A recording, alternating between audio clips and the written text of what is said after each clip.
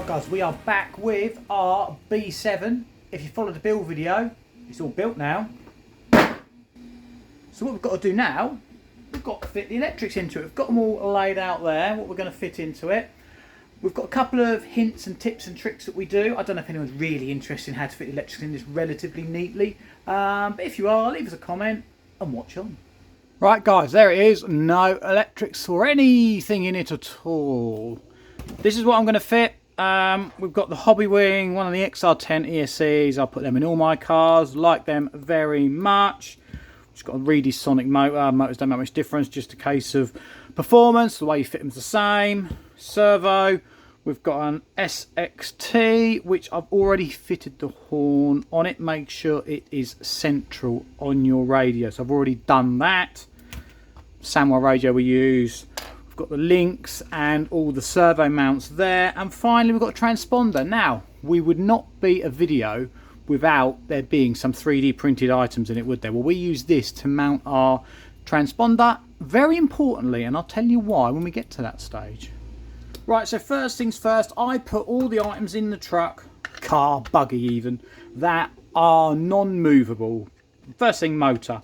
You've got the new motor mount scenario in here, just with the 2 bolts. I'm not even going to put a pinion on it. We have the 2 screws, go in there like so. What I am just going to do, I'm going to move the motor as far forward as it'll go, because then I know for the other parts that's where it'll go. So the next stage is I'm just going to put these pads on there, which just cushion the lipo. What I do first of all, anywhere I'm going to stick stuff down, I just give it a good clean with a degreaser or a brake cleaner. So it removes any of the oil from the construction process. So that will then make it much better for the things to stick to. And what you also ought to do is I will run, before we put the Velcro in here for the body shell, may not do that in this stage, but I would just give that the same clean so it sticks really well to there. So these self-adhesive pads go into those recesses there, and you have one on that side,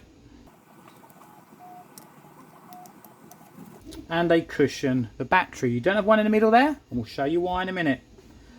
Let's just put the lipo in so we know where that's going to go. And if you followed the build video, you'll notice the standard ones of these clips made my lipo a little bit loose. So what I've done, 3D printed again guys, rather than just machining them ones down, I've just 3D printed some to hold it in there like so. We'll have the same on both sides eventually. Next fixed part of this is going to be the servo. As I said, I've already centralised the horn on there and put that on there properly. It's a metal horn. I don't like the plastic ones, but it doesn't quite sit far enough forward for my liking. So I've got the standard ball stud. I've got 3 mils of washers on there. We're going to thread lock that in place. What I'm also going to do, belt and braces, I'm actually going to put a little nut on the back of there as well. So there's no way then of that coming off there. You could thread that nut on. My one actually is a nylock, so I don't need to. So we then need to mount our servo in the frame or the cradle, the servo post, whatever you want to call them. Now you do get these little washers if you need to move your servo forward a little bit, and I am actually going to put them in just again because I've not quite got the standard horn and it doesn't sit quite far enough forward. I'll show you the ideal, or I think the ideal location for the servo is.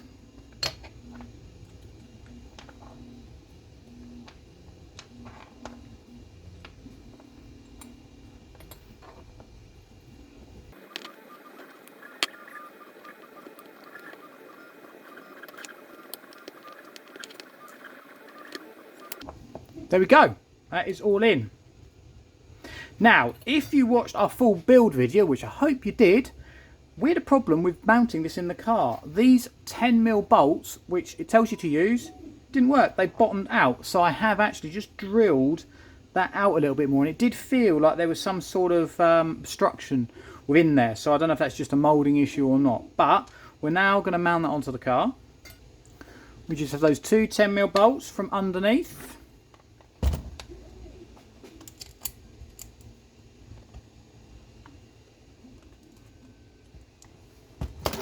And there we have our servo mounted in there. Now, can we see really what I think you want those ball joints lined up. So we want that servo moved as far forward or as far back to get that in line, and they are now, as you can see, perfectly in line. A lot of people run a low profile servo, so basically it finishes about there, so it gives you more space to put your radio gear in. I hadn't got one, obviously they are a little bit light. I hadn't got one, not spare anyway, to put in this truck, so it's a buggy, isn't it? In this buggy, so I've stuck with a full size one. So we now need to clip on this link. And there we go, guys. There is the link on. It's a bit hard to get on, a bit fiddly to get on. And now your steering works fine. What you do need to make sure of though, when it goes to the right, if you're not using the standard horn, it might just foul on there. So you might need to take a small amount of that off, or just adjust your servo mount or something. But make sure it doesn't catch on there, because otherwise that's going to affect your steering. So I'm now just going to lay out where I'm going to put my ESC and my receiver. I've got one of the nice Samurai ones here, so we haven't got the aerial to worry about routing. Now, I always put the Speedo ESC to that side, which marries up with where I've got my connectors, because that side is slightly lighter than that side. So my thinking, in my little brain, is that that will slightly help the weight distribution. And then I will perhaps put that in there. We will then have our transponder somewhere on the, perhaps on top of the servo. I've already just cleaned these up with, I've used brake cleaner, just something that just takes any grease off there. In fact, I shouldn't really touch it with my hand because it just affects the bond. Decent quality double-sided tape. I've obviously got Gorilla tape here, which works really well. I'm just going to add it to this, which will tell you what it is in a minute, if we don't lose it, and the transponder. Now, before I put in the ESC, I'm just going to remove the battery and I'm going to find my sensor wire, just to check the routing of my sensor wire. I'll show you where I'm going to put it. So for all me saying I was going to put it over there for weight distribution, I'm not. I'm actually going to put it there. I'm going to show you why now. I've got one of these nice flat sensor wires, and I'm sure the majority of you already guessed where it's going to go. It's going to run underneath the LiPo like so. So we're going to plug it into our ESC, and if I put my ESC lined up there, it's ready to go straight into that little recess there. And I've also checked we can actually move, probably can't see all these wires in the way, can we? There's enough space to put the receiver in there, and I can then put this transponder somewhere around there, so that's all good. Now to get this, oh actually guys, I should have said, are you running fans? I'm actually not going to put a fan on this, although I may, if I can find one, I will show you how I would run it in this car. What I would do, I'd take the power off here, run it along here with the sensor wire, and then into there, around there. But what I'm going to do, I'm just going to loosen the motor off so I can get some tape. In fact, I'm going to take the motor out. That's it. What I'm going to do, I'm going to run it all the way to there like so. Then with some of this, I think we used to use this to hold lipos in back in the day when you had tape to hold lipos in. I'm going to use a bit of this along there to cover up that wire and hold it in. There we go. Then when we put our motor in, I'm going to connect up the sensor wire. There we go, with the motor then in. There we go, with the motor then in, that is nicely secured in there. We can just put our LiPo on top. So the next thing that I'm going to do is we're going to solder in the motor. Just realised I haven't got the ideal iron down here. The tip on it's too small, so don't look at any of my soldering tips. Just look at how we're routing, or how I'm going to route the cables.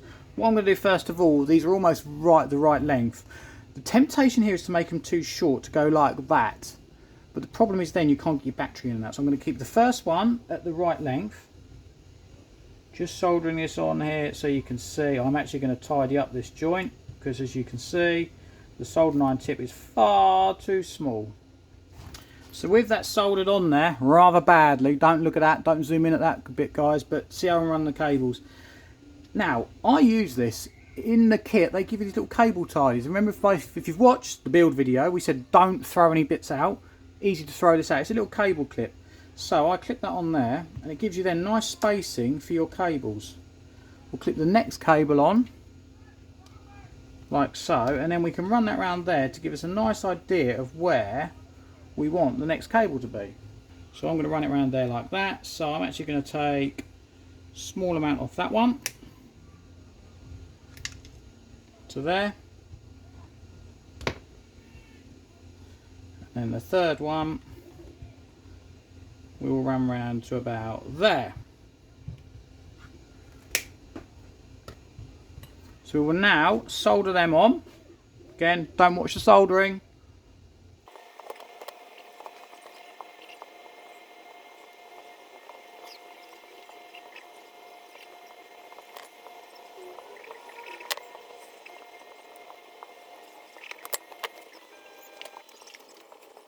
As I said guys, this is far from a soldering video. You want to learn how to solder, look at other videos. We could do, but I'm not going to. This is not a soldering video. They are not very nice. They will be tidied up as soon as I get my other iron out. But that's nice and tidy. I quite like that space. But more importantly, if you make these too short, you can't get your battery in. Whereas there's plenty of space there to get your battery in. Perhaps you could make them a little bit shorter. But I'm happy with that. Now, the battery connections.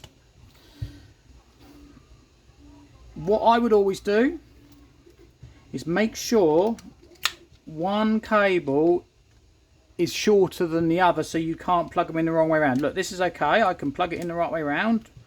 Positive in there and negative in there. But what I can also do is I can actually get the positive in the negative. So I could plug this in the wrong way around, and I can guarantee guys you will. So what you want to do, you want to shorten this in positive so it won't fit into the negative connection. That way you're never going to connect them up the wrong way round. So we will do that, but we need a better soldering iron, so we'll come back to that part.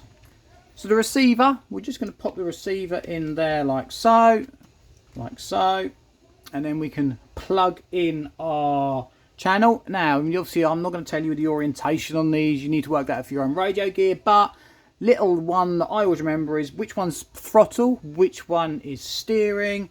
1 to turn, 2 to burn. It's sad, but it works. Now the last thing we've got is our transponder. Now you'll know I haven't touched on any of this, the shortening of the wires. We've got a nice short ESC wire, we've got a nice short, probably a little bit too short actually, transponder wire, and we've got a hugely long ESC. No, that's your servo cable. Now if you want to shorten, there's two ways of doing it. You can open up the case and resolder the joints on the servo or on the ESC, or you can buy off a wonderful Amazon and places like that crimp tools and these connectors to do that. I'm not going to show you how to do that, but obviously that's options if you want to tidy up your wire. I mean ideally this cable wants to be about that long. I'm not going to show you how to do that in this video, and in fact I'm not going to shorten it. All I'm going to do is I'm going to coil it up into there, and we will probably put a cable tie around that to then put that into there. Now with our transponder, that will plug into there, and then I'm just going to put it on top of the receiver. No, that's the servo, on top of the servo. But guys, you can have problems with this sending the signal. We've had this, if you put it straight on top of the servo, it doesn't like it. Don't know the mechanics or the electric side of it, but it just doesn't like it.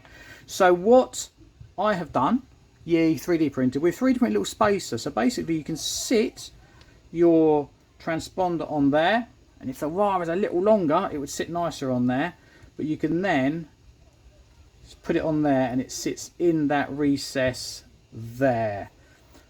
Other options is, I've been told, and with the space that I've got, I will probably just put it on top of there like that. It looks tidier, and I've been told the signal should be good there as well. So there's various options. If anyone wants any of these, we might even show you the STL for these because they're only tiny. In fact, anyone that does 3D printing, they're very easy to design up. It's just a square recessed top with a few holes. So I'm just going to go and tidy my questionable soldering up, cable tie that around there, and show you the finished article. So there we go, guys. It is all in and looking reasonably tidy. Things to know, as I said I was going to do, I've shortened this cable. Look, I cannot plug this battery in backwards now, so that's what I would always recommend you do. I have put a fan in it.